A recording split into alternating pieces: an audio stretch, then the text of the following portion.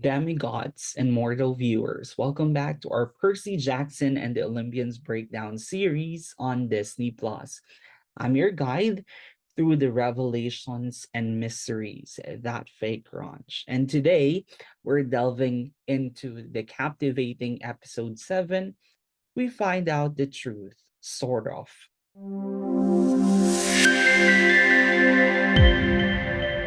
The penultimate episode thrusts our heroes into the clutches of tons of mythological beings pulled directly from Greek mythology. The episode title is directly pulled from chapter 19 of the Lightning Thief book.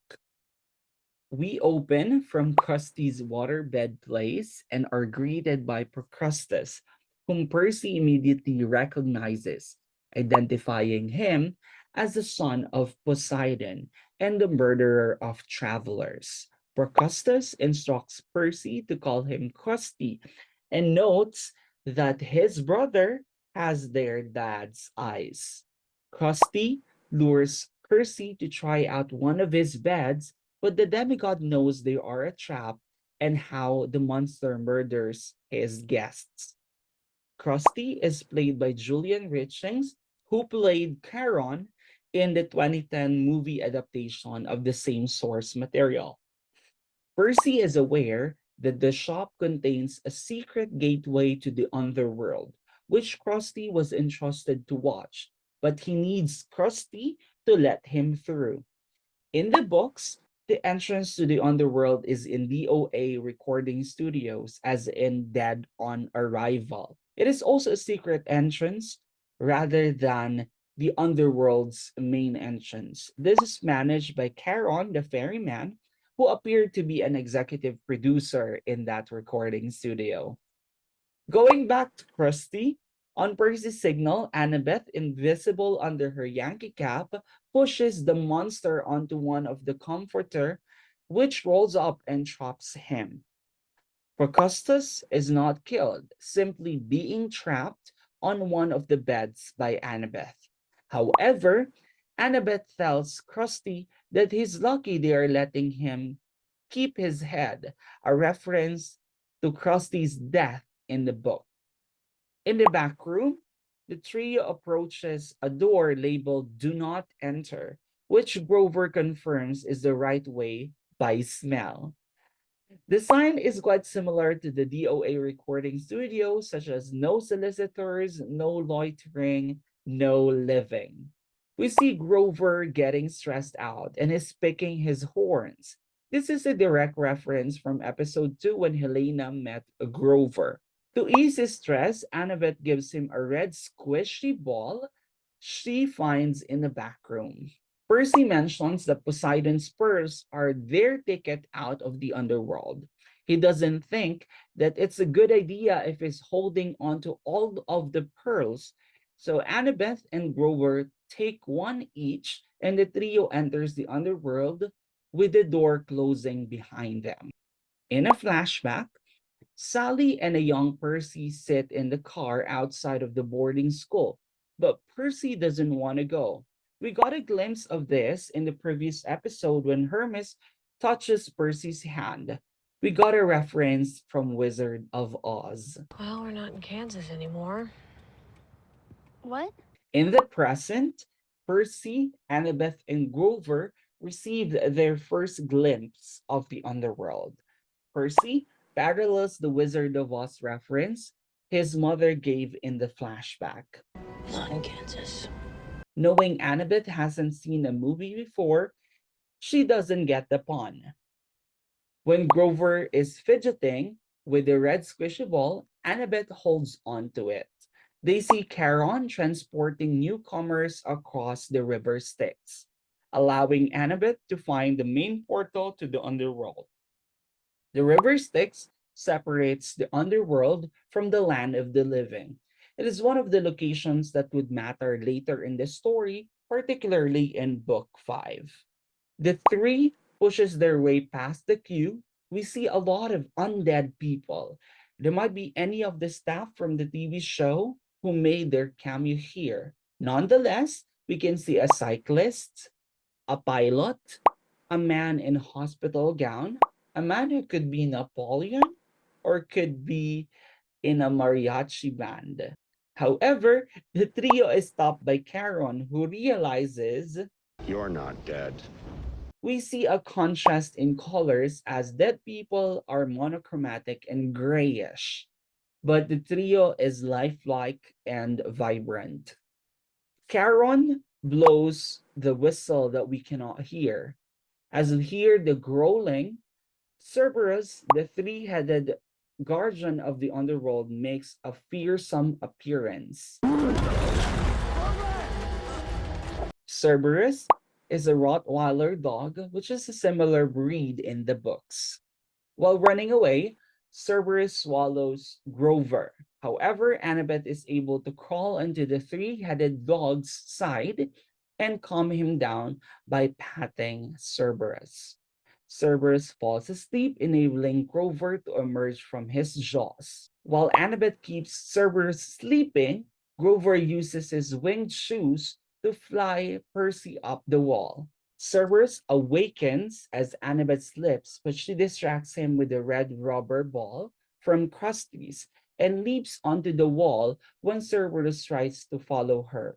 After Percy and Grover pull her up, Annabeth throws the ball onto the river Styx, where the trio watches Cerberus chase it. We see the amazing look of Hades's palace. It looks like an upside down castle parallel to the ground. In a twist of fate, Grover lost Poseidon's pearl from Cerberus's mouth. I cannot say that this subverts our expectations, but it's nonsense that they were given four pearls beforehand only to lose the other along the way. In a flashback, an administrator tells Sally that Percy's not registered at their school after certain facts come to light, forcing them to reassess Sally's application. The administrator offers homeschooling, but Sally rejects it. We can see a change in young Percy's expression from hopeful to melancholy. Grover mulls over and proposes he should stay behind since there are just enough pearls for three of them right now. But Percy won't let his pal go and offers him one of the pearls that are still there. When Annabeth sees spirits, she understands that they are traversing the fields of Asphodel and learns that the spirit are genuinely stuck in their locations, tied by regret for the decisions they made or did not make in life.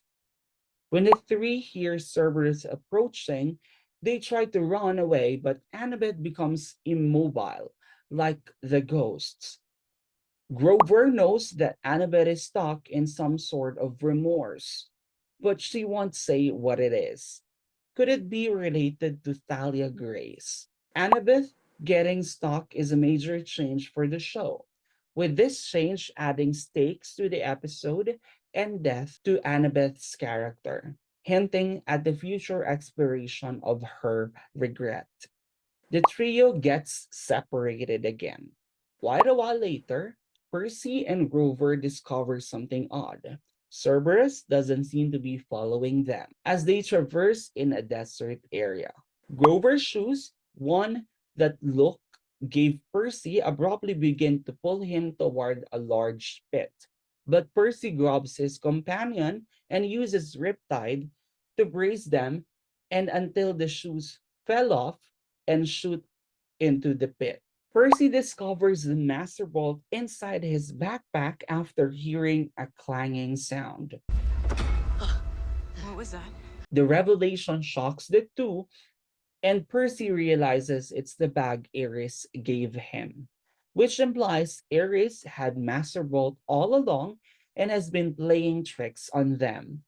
Even though they may return Master Bolt to Zeus to finish their quest, now that they have it, Percy and Grover chose to face Hades and save Percy's mother first. In a flashback, Percy and Sally sit at a restaurant where Sally tries to reassure her son that this school is going to be really good for him, despite how hard it's going to be for Percy.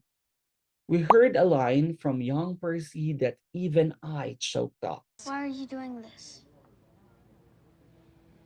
Why are you trying so hard to get rid of me?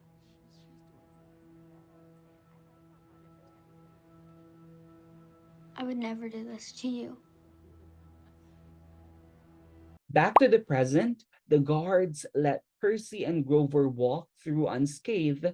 The entrance opens for them, and a platform takes them to the throne room when they arrive at Hades' palace. Hades, played by J. Duplass, greet the demigod and the satyr.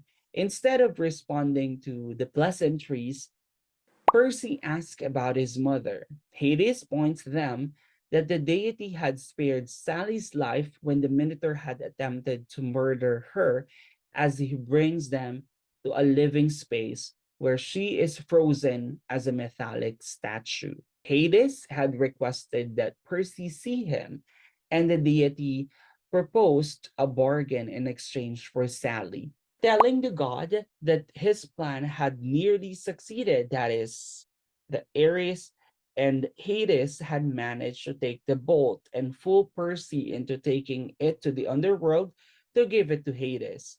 Percy declines to give the bolt to the god, arguing that is wrong, that he should let Sally go. Hades parallels the Wizard of Oz here. While the wizard is described as a larger than life, intimidating, all powerful figure, the curtain is pulled to reveal that he's simply a man behind a screen projecting a false persona.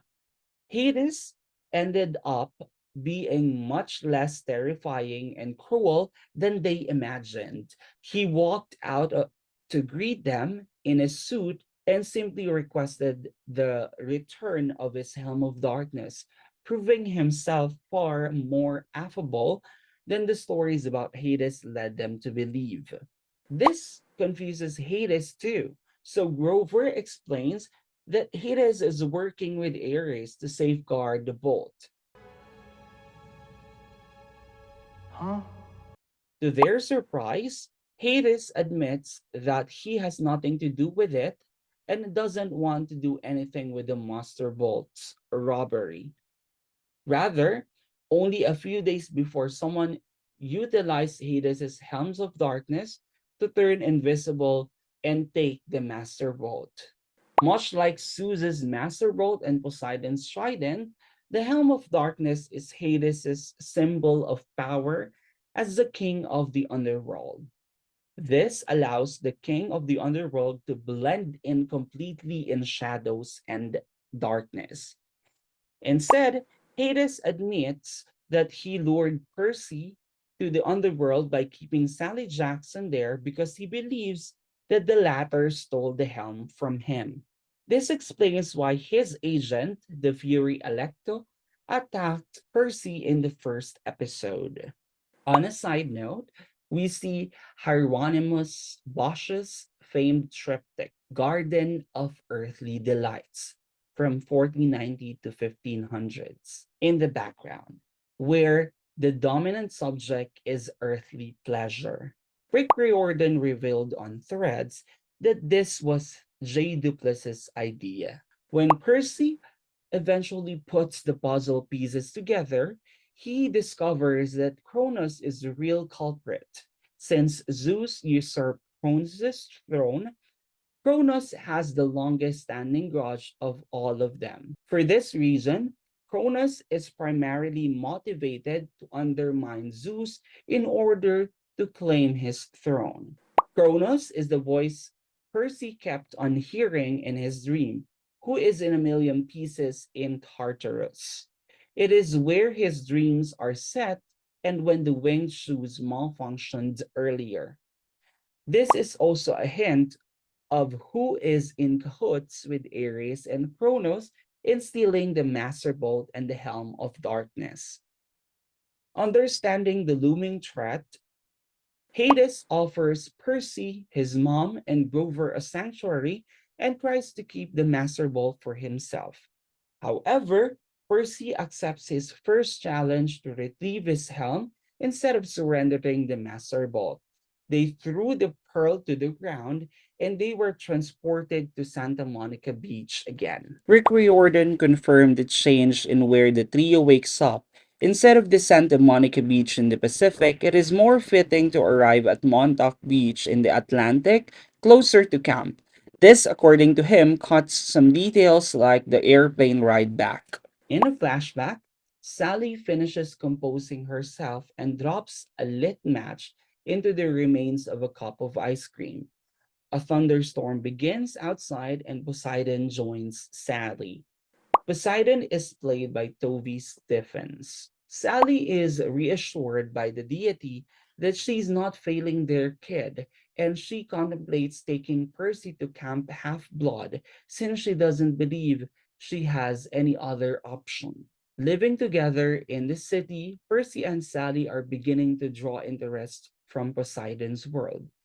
Sally acknowledges the looming danger of Percy's existence. We hear another stronger line from Sally. I want him to know who he is before your family tries to tell him who they want him to be. Again, the show is giving the character to flesh out. Sally offers Poseidon to talk to Percy, but he refuses and promises Sally that one day, when Percy is ready and he knows who he is, where he belongs, and the fate has revealed to Percy his true path, Poseidon will be right by his side. In the present, they prepare to fight Ares. That wraps our breakdown of episode 7. We find out the truth, sort of. If you enjoyed the revelations, encounters with mythical beings, and the debut of Hades and Poseidon, remember to like, subscribe, and ring the notification bell. Stay tuned for more demigod discoveries. Until next time, may your truths be revealed and your quests ever unfold. Bye bye.